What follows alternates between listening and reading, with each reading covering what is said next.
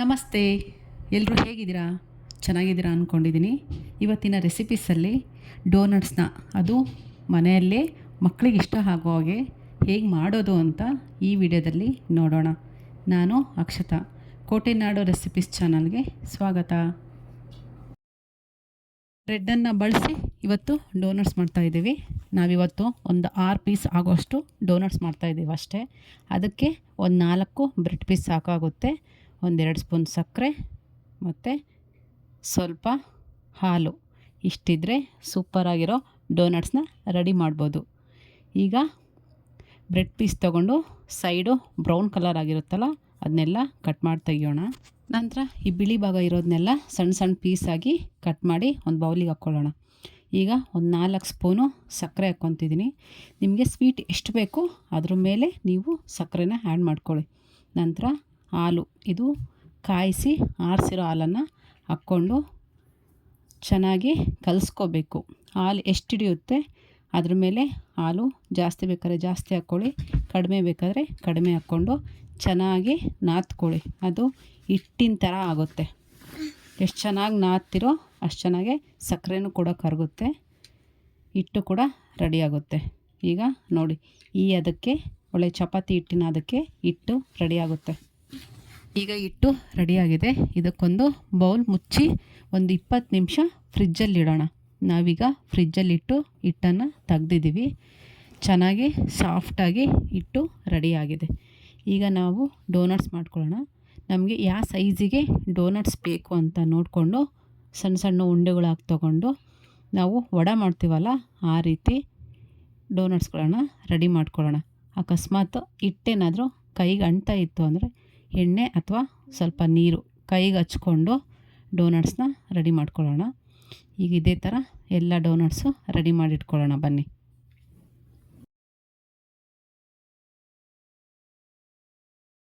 ಅಕಸ್ಮಾತ್ ಸಕ್ಕರೆ ಇನ್ನೂ ಕರಗಿಲ್ಲ ಅನಿಸಿದರೆ ಸಕ್ಕರೆನ ಮೊದಲು ಪುಡಿ ಮಾಡಿಕೊಂಡು ಆಮೇಲೆ ಬ್ರೆಡ್ ಜೊತೆ ಮಿಕ್ಸ್ ಮಾಡಿಕೊಂಡು ಕಲಿಸ್ಕೊಂಡು ಇಟ್ಕೋಬೋದು. ಈಗ ಎಲ್ಲ ಡೋನಟ್ಸ್ ರೆಡಿ ಆದವು. ಇದನ್ನೀಗ ಫ್ರೈ ಮಾಡ್ಕೊಳ್ಳೋದಕ್ಕೆ ಒಂದು ಪ್ಯಾನಲ್ಲಿ ಎಣ್ಣೆ ಹಾಕಿ ಬಿಸಿಗಿಡೋಣ.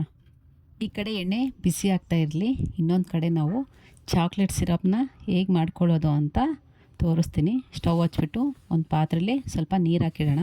ನಾನು ಯಾವುದೇ ಇಲ್ಲಿ ಚಾಕ್ಲೇಟ್ ಸಿರಪ್ಪು ತೊಗೊಂಬಂದಿಲ್ಲ, ಮಕ್ಕಳಿಗೆ ತಂದಿರೋ ಚಾಕ್ಲೇಟ್ ಸಿರಪ್ಪು ಹೇಗೆ ಮಾಡ್ಕೊಂಡ್ವಿ ಅಂತ ನಾನು ತೋರಿಸ್ತಾ ಇದ್ದೀನಿ ಅಷ್ಟೇ. ನೀರು ಚೆನ್ನಾಗಿ ಬಿಸಿ ಆದಮೇಲೆ ಅದರೊಳಗೆ ಕವರ್ ಸಮೇತ ಚಾಕ್ಲೇಟ್ಗಳ್ನ ಹಾಕಿ ಬಿಸಿ ಮಾಡ್ಕೊಳ್ಳೋಣ. ಈಗ ಎಣ್ಣೆ ಚೆನ್ನಾಗೇ ಬಿಸಿಯಾಗಿದೆ. ಇದಕ್ಕೀಗ ನಾವು ಡೋನಟ್ಸ್ಗಳನ್ನು ಹಾಕ್ಕೊಳ್ಳೋಣ. ಯಾವಾಗ್ಲೂ ಕರಿ ಐಟಮ್ಗಳ್ನ ಎಣ್ಣೆ ಬಿಸಿಗಿಟ್ಟಾಗ ಐ ಫ್ಲೇಮಲ್ಲಿ ಇಡಬೇಕು. ಕರಿಯುವಾಗ ಲೋ ಫ್ಲೇಮಲ್ಲಿ ಇಟ್ಕೊಂಡು ಚೆನ್ನಾಗಿ ಫ್ರೈ ಮಾಡ್ಕೋಬೇಕು. ಆಗ ಒಳಗಡೆ ಸ್ಟಫಿಂಗ್ ಕೂಡ ಚೆನ್ನಾಗಿ ಬೇಯುತ್ತೆ.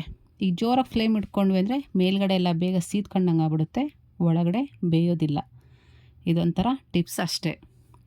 ಈಗೆಲ್ಲನೂ ಚೆನ್ನಾಗಿ ಕಲರ್ ಬರೋ ಹಾಗೆ ಕರೆದುಕೊಳ್ಳೋಣ. ಈಗ ಒಂದು ಕಡೆ ಬೆಂದಿದೆ, ಈಗ ಇನ್ನೊಂದು ಕಡೆ ತಿರುಗಿಸ್ಕೊಂಡು ಚೆನ್ನಾಗಿ ಬೇಯಿಸ್ಕೋಬೇಕು. ಈಗಲೇ ಎಷ್ಟು ಚೆನ್ನಾಗಿ ಕಲರ್ ಬಂದಿದೆ ನೋಡಿ. ಫುಲ್ಲು ಫ್ರೈ ಆದಮೇಲೆ ಇನ್ನೂ ಚೆನ್ನಾಗಿ ಕಲರ್ ಬರುತ್ತೆ. ಈಗಲೇ ನೋಡಿದರೆ ತಿನ್ನಬೇಕು ಅನ್ನಿಸ್ತಿದೆ. ಇನ್ನು ಚಾಕ್ಲೇಟ್ ಎಲ್ಲ ಹಾಕಿದ ಮೇಲೆ ಕೇಳಬೇಕಾ? ಮಕ್ಕಳಿಗಂತೂ ತುಂಬಾ ಇಷ್ಟ ಆಗುತ್ತೆ. ಒಂದು ಸರಿ ಮನೇಲಿ ಟ್ರೈ ಮಾಡಿ. ಈಗೆಲ್ಲ ಬೆಂದಿದೆ. ಅದು ಎಣ್ಣೆಯಿಂದ ಅವನ್ನೆಲ್ಲ ತೆಗೆದುಬಿಟ್ಟು ಸ್ವಲ್ಪ ಹೊತ್ತು ಆರೋದಕ್ಕೆ ಬಿಡೋಣ. ಈಗ ಬಿಸಿನೀರಿಗೆ ಚಾಕ್ಲೇಟು ಹಾಕ್ಕೊಂಡಿದ್ವಲ್ಲ ಅದೆಲ್ಲ ಚೆನ್ನಾಗಿ ಮೆಲ್ಟ್ ಆಗಿದೆ. ಈಗ ಇದನ್ನ ಬಿಸಿನೀರಿಂದ ತೆಗೆದುಬಿಟ್ಟು ಒಂದು ಪ್ಲೇಟಿಗೆ ಅದು ಕವರ್ ಓಪನ್ ಮಾಡಿ ಚಾಕ್ಲೇಟೆಲ್ಲ ಹಾಕ್ಕೊಳ್ಳೋಣ. First dairy milk dark chocolate ಹಾಕ್ಕೊಳ್ಳೋಣ. ಈಗ ಒಂದು ಪ್ಲೇಟ್ ತಗೊಂಡು ಆ ಪೌಚೆಲ್ಲ ಓಪನ್ ಮಾಡಿಕೊಂಡು ಚಾಕ್ಲೇಟೆಲ್ಲ ಹಾಕ್ಕೊಳ್ಳಿ. ಚಾಕ್ಲೇಟ್ ತುಂಬ ಗಟ್ಟಿ ಇರೋದ್ರಿಂದ ಇದಕ್ಕೊಂದು ಸ್ವಲ್ಪ ಹಾಲು ಹಾಕ್ಕೊಂಡು ಒಂದು ಸ್ಪೂನ್ ಸಹಾಯದಿಂದ ಚೆನ್ನಾಗಿ ಸ್ಪ್ರೆಡ್ ಮಾಡ್ಕೊಳ್ಳಿ. ನಂತರ ಡೋನಟ್ಸ್ನ ಒಂದೊಂದಾಗಿ ಈ ರೀತಿ ಚಾಕ್ಲೇಟೆಲ್ಲ ಹತ್ತಬೇಕು, ಆ ರೀತಿ ಹಚ್ಚಿ ರೆಡಿ ಮಾಡಿಡಿ. ಇದೇ ಥರನೂ ವೈಟ್ ಚಾಕ್ಲೇಟು ಕೂಡ ಹಾಕ್ಕೊಂಡು ರೆಡಿ ಮಾಡ್ಕೊಳ್ಳೋಣ.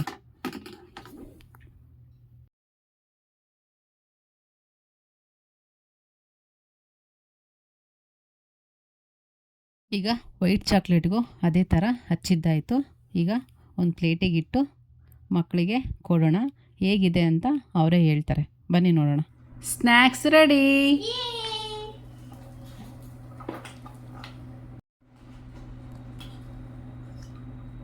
Super mummy.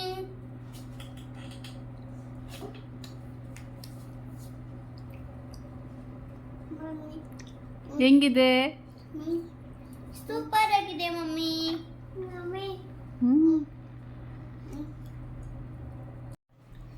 ಈಗ ನಾನು ಕೂಡ ಟೇಸ್ಟ್ ನೋಡ್ತಾ ಇದ್ದೀನಿ. ನಿಜವಾಗ್ಲೂ ತುಂಬಾ ಚೆನ್ನಾಗಿ ಬಂದಿದೆ. ಒಂದು ಸರಿ ಮನೆಯಲ್ಲಿ ಟ್ರೈ ಮಾಡಿ, ಹೇಗೆ ಬಂತು ಅಂತ ಕಮೆಂಟ್ ಮಾಡಿ.